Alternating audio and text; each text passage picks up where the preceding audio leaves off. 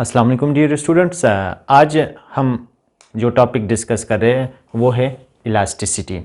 Elasticity economics के अंदर एक इम्पॉर्टेंट टॉपिक है जो कि माइक्रो इकोनॉमिक्स में इसको हम क्या करते हैं, इलास्टिसिटी को डिस्कस करते हैं। अब देखते हैं कि इलास्टिसिटी क्या चीज़ है, ये हमें क्या बताती है। इकोनॉमिक्स के अंदर बेसिकली हम क्या करते हैं, डिमांड और सप्लाई को डिस्कस करते हैं। जब हम डिमांड और सप्लाई को डिस्कस करते हैं तो उसमें एक चीज़ आती है, वो है लॉ ऑफ डिमांड। तो लॉ ऑफ डिमांड हमें कहता है कि जब भी किसी चीज़ की प्राइस ज़्यादा हो तो उसकी डिमांड कम होती है। ये एक अंडरस्टूड बात है और बहुत बेसिक चीज़ है इकोनॉमिक्स के अंदर। तो अब ये लॉ जब हमें कहता है कि जब कोई भी चीज़ महंगी हो जाती है तो लोग कम ख़रीदते हैं, तो अब ये कम ख़रीदना जो है ना, ये इसको हम क्वांटिफाई करने के लिए हम किस चीज़ को इस्तेमाल करते हैं, इलास्टिसिटी को इस्तेमाल करते हैं। इलास्टिसिटी हमें ये बता देती है कि वो कितना कम होती है, परसेंटेज चेंज हमें बता देती है। फॉर एग्ज़ाम्पल, अगर आप प्राइस को 10% इंक्रीज़ करते हैं तो उसकी क्वांटिटी डिमांड कितनी परसेंटेज में कम होती है, वो कितना रिस्पांस देता है, तो प्राइस के चेंज होने से उसकी डिमांड के का रिस्पांस क्या होता है, वो कितना कम हो जाता है।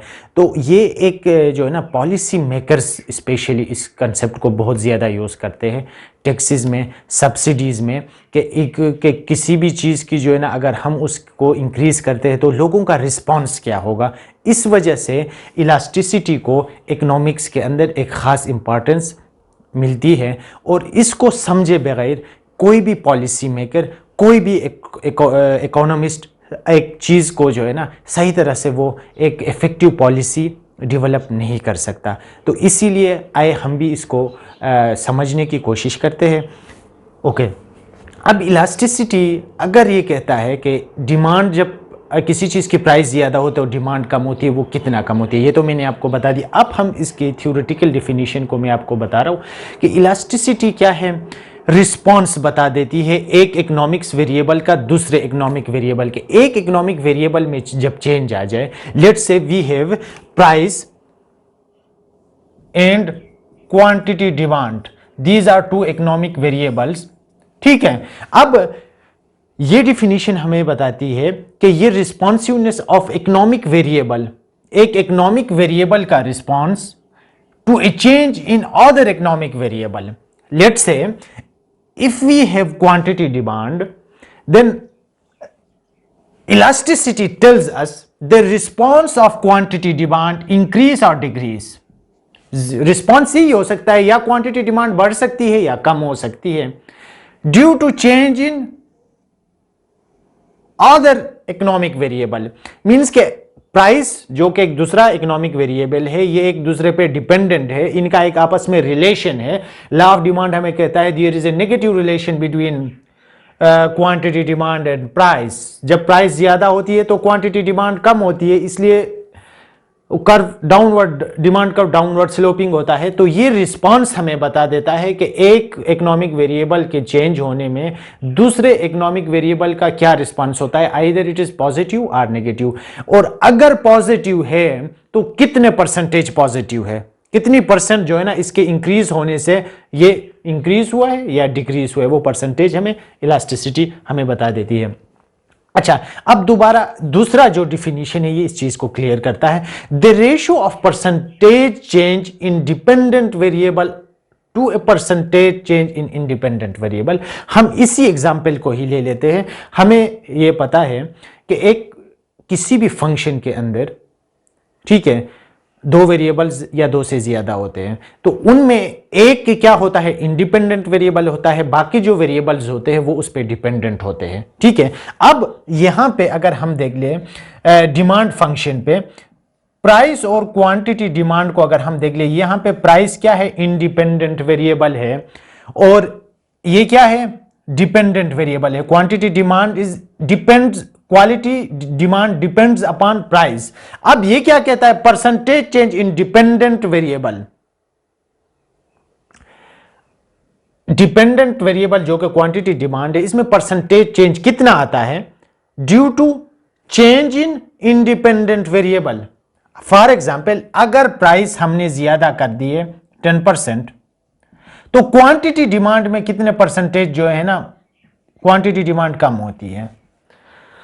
इसको हम किसके थ्रू देखेंगे? इलास्टिसिटी के कॉन्सेप्ट से इसको हम क्या करेंगे, समझेंगे। ओके, अब इलास्टिसिटी के जो टाइप्स है, वो बेसिक जो टाइप्स है वो 3 है। Price elasticity of demand number 1, cross price elasticity of demand number 2, income elasticity of demand number 3। ये 3 इलास्टिसिटी के टाइप्स है। और आज के लेक्चर में हम क्या करेंगे, सिर्फ प्राइस इलास्टिसिटी ऑफ डिमांड को डिटेल में पढ़ेंगे। नेक्स्ट लेक्चर में पार्ट 2 में हम क्या करेंगे, इन दोनों को इंशाल्लाह हम क्या करेंगे, डिटेल में डिस्कस करेंगे। आइए स्टार्ट करते हैं प्राइस इलास्टिसिटी ऑफ डिमांड।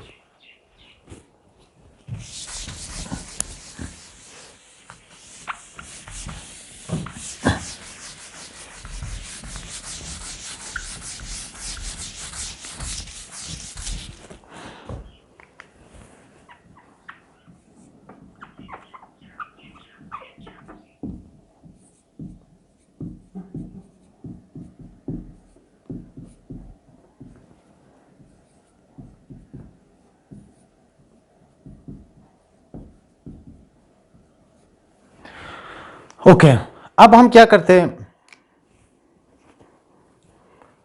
इसकी डिफिनीशन को पहले लिखते हैं। इसकी डिफिनीशन क्या है?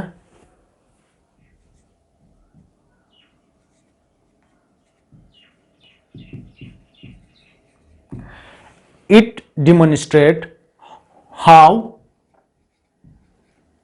a change in price, how a change in price affect the quantity demand.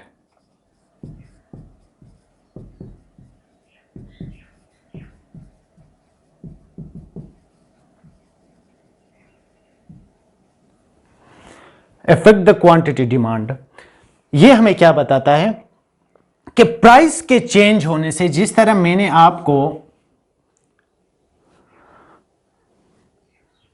Law of demand के फंक्शन में आपको बता दिया था कि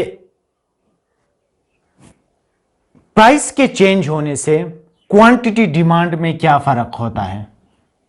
ठीक है, क्योंकि ये प्राइस इलास्टिसिटी को हम देखते हैं। देख ले, इसके जो हेडिंग है, इससे भी हमें पता चलता है कि प्राइस के चेंज होने से क्वांटिटी डिमांड पे कितना फर्क पड़ता है। ठीक है, इसको हम compute, it is computed as percentage change in quantity demand due to percentage change in price. ये इसका क्या है, कंप्यूट करने का फार्मूला हम इसको कह सकते हैं। मैं इसको न्यूमेरिकल भी लिखूंगा। ठीक है, it is commonly gives negative result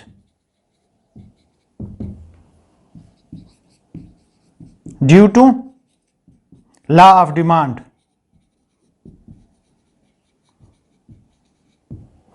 अच्छा, ये तो फार्मूला हो गया, percentage change in quantity demand due to percentage change in price.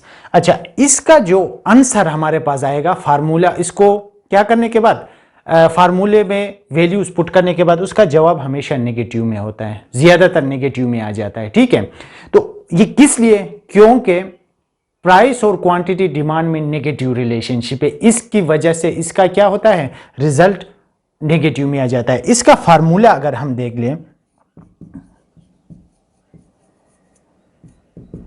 Price elasticity of demand which is equal to percentage change in quantity demand divide by percentage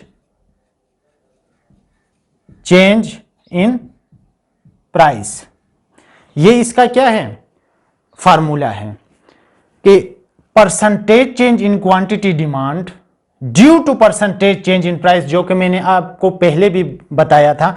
ये क्या है, price elasticity of demand का formula है। यहां पे जब हम value put करेंगे, ठीक है, क्वांटिटी डिमांड में जो चेंज होगा उसको पुट करेंगे और प्राइस में जो चेंज आएगा उसको पुट करेंगे। ये पॉइंट हमें क्या बताता है, इसकी वैल्यू नेगेटिव आती है। किस वजह से, क्योंकि लॉ ऑफ डिमांड की वजह से। लॉ ऑफ डिमांड हमें कहता है there is a negative relationship between price and quantity demand, that is why the demand curve is downward sloping. Okay,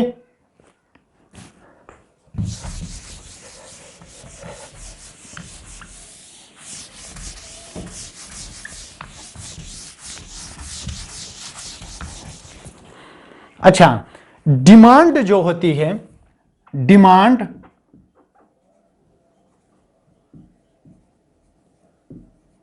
में भी किस तरह की डिमांड हो सकती है, जो इलास्टिसिटी में हम पढ़ते हैं, इलास्टिक डिमांड,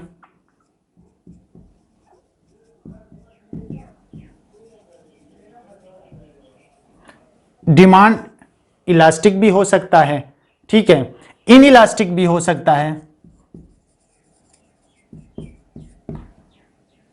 अच्छा, तीन, यूनिट इलास्टिक,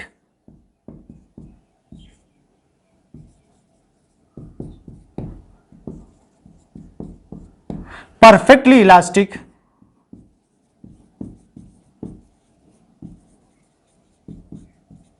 और number 5 perfectly in elastic.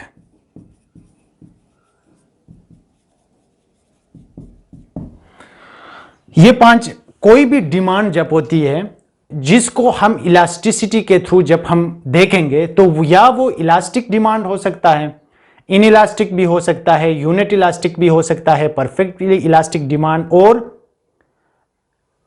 Perfectly in elastic demand भी हो सकता है। अब इनको समझने के लिए जो कि सबसे इंपॉर्टेंट चीज है कि डिमांड कब और इलास्टिक होता है, ठीक है, और इसका ग्राफ किस तरह से बनता है, इसकी वैल्यू क्या होनी चाहिए इलास्टिक होने के लिए, या परफेक्टली इलास्टिक, या इन इलास्टिक, या यूनिट इलास्टिक होने के लिए। आइए इसको देखते हैं। सबसे पहले स्टार्ट करते हैं इलास्टिक डिमांड।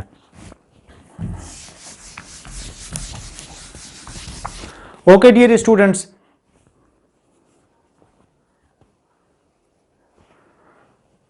डिमांड इलास्टिक कब कहलाता है, डिमांड को हम इलास्टिक कब कहते हैं, change in price have more than proportion effect on quantity demand, when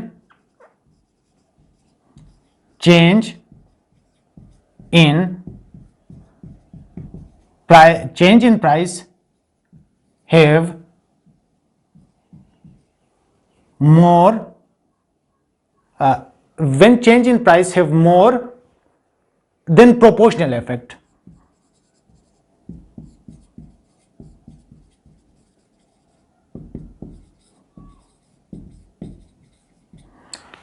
then proportional effect of quantity demand. ये थ्योरेटिकली लिखने से थोड़ा सा मुश्किल होता है, मैं जो ना आसान कर देता हूं इस चीज को, ठीक है। जब प्राइस में चेंज होने का, ठीक है, ज्यादा इफेक्ट हो क्वांटिटी डिमांड पे, आप प्राइस को थोड़ा सा बढ़ाने से अगर आपकी क्वांटिटी डिमांड में ज्यादा फर्क आ जाए तो हम उसको क्या कहते हैं, इलास्टिक डिमांड कहते हैं, ठीक है। अच्छा, कैसे, इसका ग्राफ जो है ना मैं बना के आपको समझाता हूं। हमारे पास क्या है, क्वांटिटी डिमांड है, एक क्या है हमारे पास, प्राइस है, ठीक है। लेट से लॉ ऑफ डिमांड हमें कहता है demand curve is downward sloping. अब हम यहाँ पे क्या करते हैं, ये प्राइस है, लेट से हमारे पास प्राइस क्या है, P1 है, यहाँ पे हमारे पास क्या है, Q1 है। हम सॉरी, इसको थोड़ा सा नीचे बनाते हैं।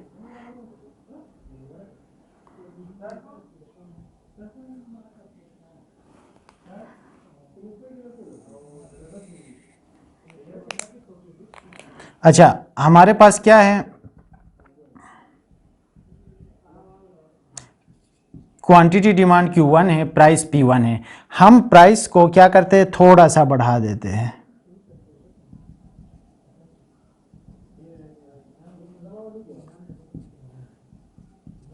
यहां पे हमने क्या किया, प्राइस को थोड़ा सा बढ़ा दिया तो क्वांटिटी डिमांड क्या हो गई, ज्यादा कम हो गई। जब भी कोई ऐसी चीज, कोई ऐसा गुड जिसकी प्राइस को थोड़ा सा बढ़ाने से उसकी क्वांटिटी डिमांड पे ज्यादा फर्क हो, तो उसको हम क्या कहते हैं, इलास्टिक डिमांड कहते हैं। इलास्टिक डिमांड हमेशा क्या होता है, इलास्टिक डिमांड हमेशा फ्लैटर कर्व होता है। इसकी प्रॉपर्टी फ्लैट कर्व, फ्लैटर, ठीक है। अच्छा, और इलास्टिसिटी ऑफ डिमांड इसका क्या होता है, ग्रेटर देन 1।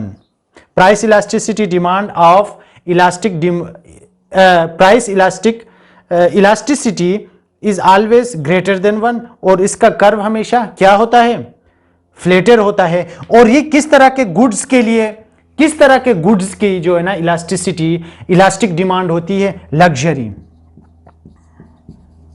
और लग्जरी या comfort.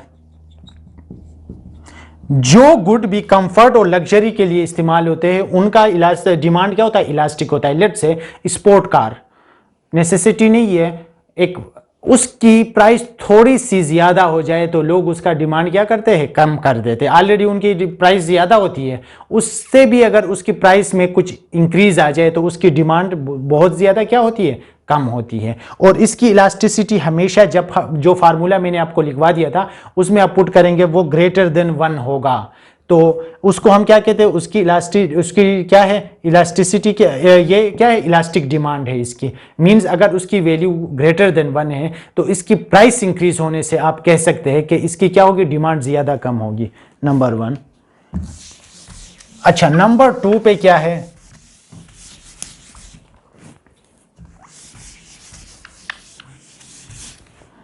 Inelastic demand.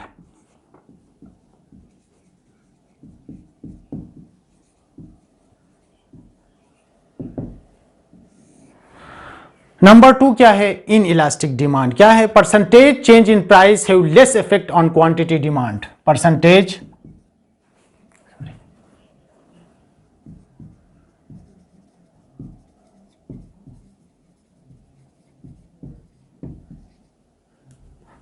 Price has less effect on quantity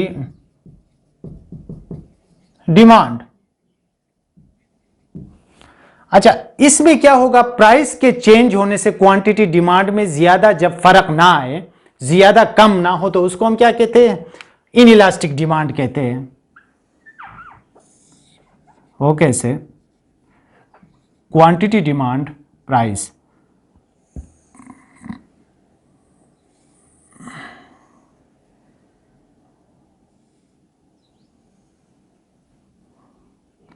P1 P2 Q1 Q2, यहां पे प्राइस को बढ़ाने से क्वांटिटी डिमांड इतना ज़्यादा कम नहीं हुआ। तो जब भी इस तरह का केस हो तो हम क्या, उसे क्या कहते हैं, इन इलास्टिक डिमांड कहते हैं। और इसका कर्व हमेशा क्या होता है, इसका कर्व हमेशा स्टीपर कर्व होता है, steeper curve. Number 1। Number 2, elasticity is less than 1। जब इलास्टिसिटी लेस देन 1 हो तो हम उसे क्या कहते हैं, इन इलास्टिक डिमांड कहते हैं।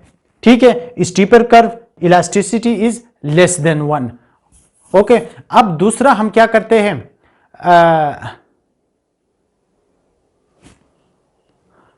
तीसरा हम क्या करते हैं, यूनिट इलास्टिक को देखते हैं कि यूनिट इलास्टिक किसे कहते हैं।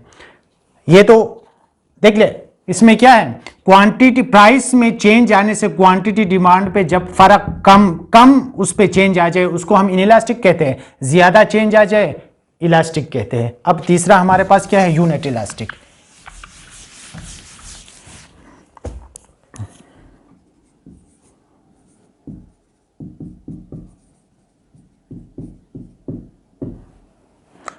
change in price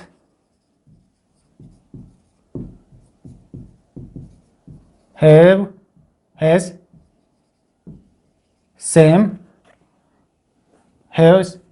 proportional effect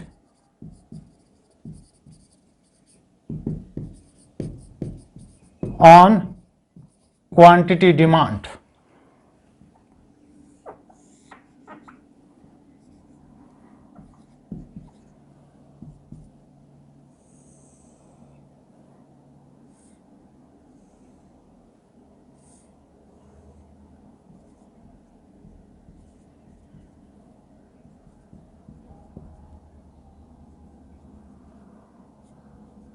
जब जिस परसेंटेज से आप प्राइस को बढ़ा रहे हैं उसी परसेंटेज से क्वांटिटी डिमांड कम हो तो हम उसको क्या कहते हैं, यूनिट इलास्टिक डिमांड कहते हैं। लेट से अगर आप प्राइस को 5% बढ़ा देते हो, क्वांटिटी डिमांड भी 5% कम हो, ये यूनिट इलास्टिक है।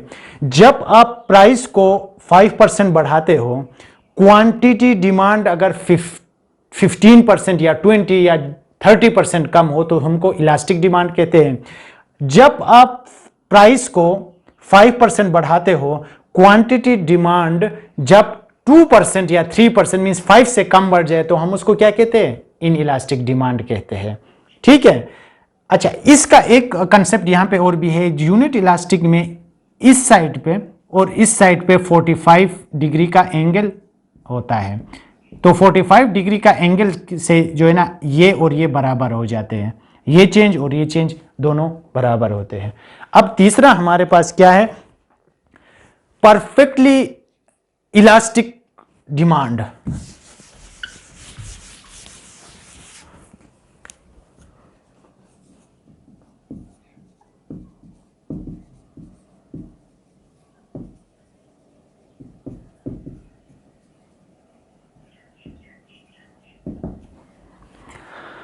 क्या है perfectly elastic demand? A small change in price leads to zero demand.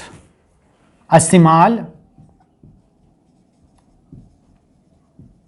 change in price leads to zero demand।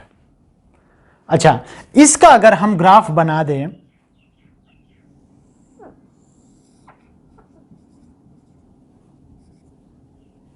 ये प्राइस है,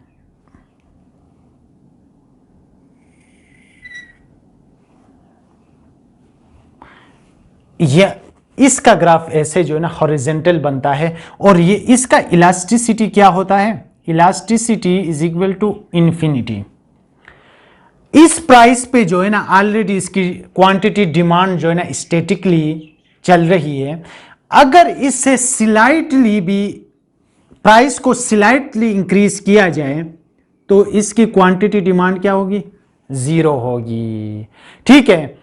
अच्छा, ये किस केस में होता है, जब भी इनफाइनाइट सब्स्टिट्यूट्स अवेलेबल हो। जब किस केस में होता है, when infinite substitutes are available. जब भी किसी चीज के बहुत ज्यादा सब्स्टिट्यूट्स अवेलेबल हो तो उसकी डिमांड क्या होती है, परफेक्टली इलास्टिक होती है। क्यों? उसकी प्राइस अगर एक चीज की थोड़ी सी ज्यादा होती है तो बंदा दूसरे सब्स्टिट्यूट में शिफ्ट होगा, इस चीज को परचेज क्या करेगा, उस चीज को नहीं करेगा, उसकी डिमांड जीरो होगी। तो इस तरह की चीजों को क्या, इनकी डिमांड जो है परफेक्टली इलास्टिक होती है। अब दूसरा हमारे पास फिफ्थ में हमारे पास क्या है, perfectly inelastic demand.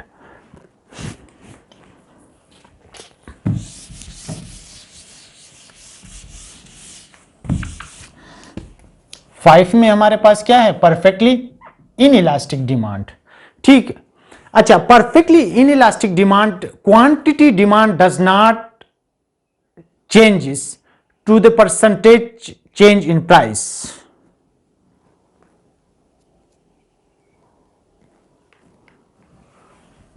Quantity demand does not changes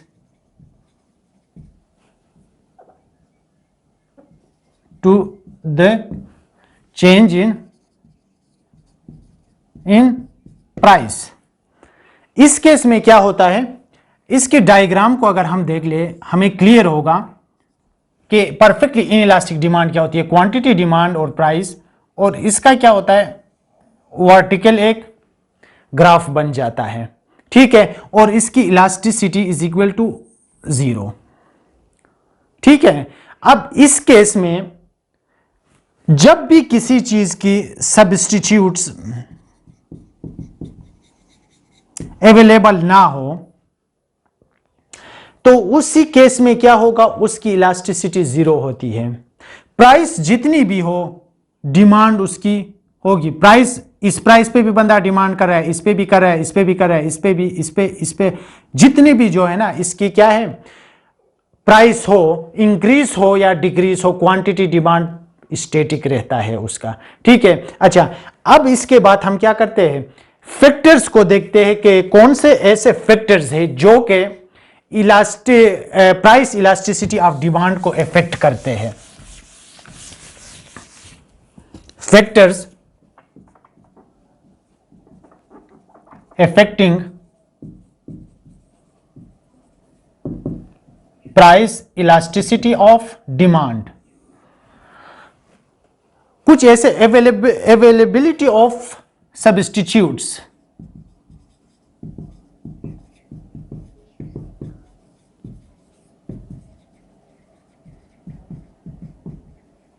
number 1। Number 2 में हमारे पास क्या है, गुड इज नेसेसिटी और लग्जरी।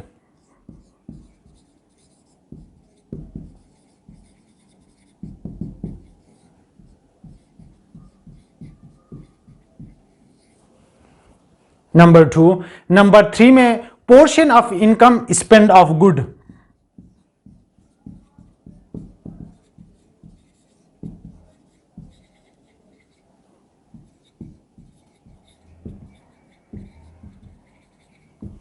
Number 4 time period. ये 4 फैक्टर्स है जो कि प्राइस इलास्टिसिटी ऑफ डिमांड को इफेक्ट करते हैं। कैसे, जब भी किसी चीज के सब्स्टिट्यूट्स अवेलेबल हो, ये मैंने आपको बता दिया है, वो क्या होगा अगर उसके थोड़े सब्स्टिट्यूट्स अवेलेबल हो, ठीक है, वो फिर उसका क्या होता है, इलास्टिक उसकी डिमांड होती है। जब बिल्कुल सब्स्टिट्यूट्स अवेलेबल ना हो उसकी क्या होती है, परफेक्टली इनइलास्टिक होती है। जब इनफाइनाइट नंबर ऑफ सब्स्टिट्यूट्स हो तो परफेक्टली इलास्टिक डिमांड होती है, ठीक है। जब किसी चीज की सब्स्टिट्यूट बिल्कुल ना हो तो उसका मैंने आपको बता दिया है, उसकी क्या होती है, परफेक्टली इनइलास्टिक डिमांड उसकी होती है, नंबर 1। नंबर 2 पे क्या होता है, गुड इज नेसेसिटी और लग्जरी। 2 किस्म के गुड्स होते हैं, गुड के बहुत सारे किस्म होते हैं, लेकिन यहां पे हम क्या करते हैं, नेसेसिटी और लग्जरी को देखते हैं। नेसेसिटी जो है इसकी डिमांड हमेशा क्या होती है, इनइलास्टिक होती है, और लग्जरी की क्या होती है, इलास्टिक डिमांड होती है, ठीक है। लग्जरी जो गुड्स हमारे पास होते हैं उनकी डिमांड क्या होती है, हमेशा इलास्टिक होती है, और वो एक क्या करते हैं, फ्लैटर कर्व उनका बन जाता है, ठीक है। क्योंकि लग्जरी नेसेसिटी की इनइलास्टिक इसलिए होती है कि बंदे ने मेडिसिन लेनी ही लेनी है, बंदे ने इंसुलिन, अब कोई पेशेंट हो डायबिटिक्स का, उसने क्या करना है, इंसुलिन लगाना है, ये उसके पास कोई और सब्स्टिट्यूट नहीं होता, या उसकी जो वो क्या है, नेसेसिटी है, उसके बगैर वो जिंदा नहीं रह सकता। अब स्पोर्ट कार जो कि बंदा ना भी ले ले तो कोई प्रॉब्लम नहीं है, तो इस वजह से इसकी क्या होती है, इलास्टिक डिमांड होती है, बंदा ले भी सकता है, नहीं भी ले सकता। लेकिन कुछ ऐसी चीज़ें होती है लाइक फूड, शेल्टर, ये चीज़ें क्या है, ये इनकी क्या होती है, इन इलास्टिक डिमांड होती है, इनके प्राइस के चेंज होने से डिमांड पे इतना फर्क नहीं पड़ता। अच्छा, portion of income spend on a good. 2 situations हो सकते हैं, एक बंदा अपने इनकम के ज्यादा पोर्शन को किसी चीज पे, गुड पे खर्चा कर रहा हो, या कम पोर्शन को कर रहा हो, 2 ऑप्शंस होते हैं। अब जो कम पोर्शन किसी चीज पे खर्च हो रहा हो उसकी क्या होती है, उसकी इनइलास्टिक डिमांड होती है। बंदा जो है ना वो चेंज उसके पे इतना फर्क नहीं पड़ेगा, अगर उसकी प्राइस ज्यादा भी होती है तो अपने ऑलरेडी उसका स्मॉल पोर्शन उस पर यूज हो रहा है, वो इनइलास्टिक होती है। अगर कोई लार्ज पोर्शन ऑफ इनकम किसी भी पर्सन का किसी चीज़ पे यूज़ हो रहा हो, उसकी प्राइस में थोड़ी सी भी फ़र्क आ जाए तो उसकी डिमांड क्या होती है, इलास्टिक होती है।